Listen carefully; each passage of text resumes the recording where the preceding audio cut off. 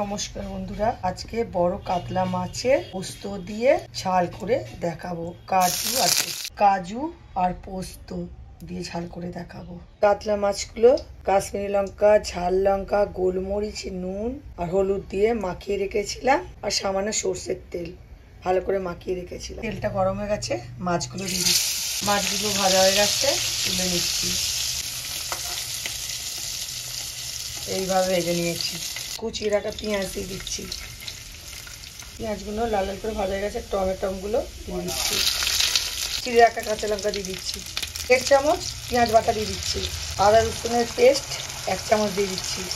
গুঁড়ো 1/2 চামচ। কাঁচা লঙ্কা, পোস্ত, কাজু বাদাম বেটে রেখেছিলাম, ওটা দিয়ে দিচ্ছি।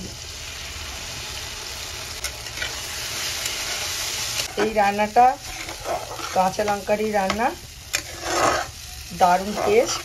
এই ভিডিওটা যদি ভালো লাগে লাইক, কমেন্ট, শেয়ার, ফলো ও সাবস্ক্রাইব করে দেবেন, আর কমেন্টে জানাবেন ভুলবেন না যেন।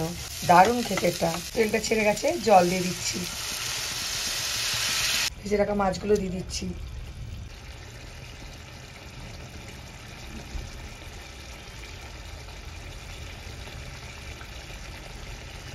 ওপর দিয়ে ধনেপাতা ছড়িয়ে দিচ্ছি। একটা কাঁচা লঙ্কাগুলো দিয়ে দিচ্ছি। হয়ে গেছে, নামিয়ে নিচ্ছি।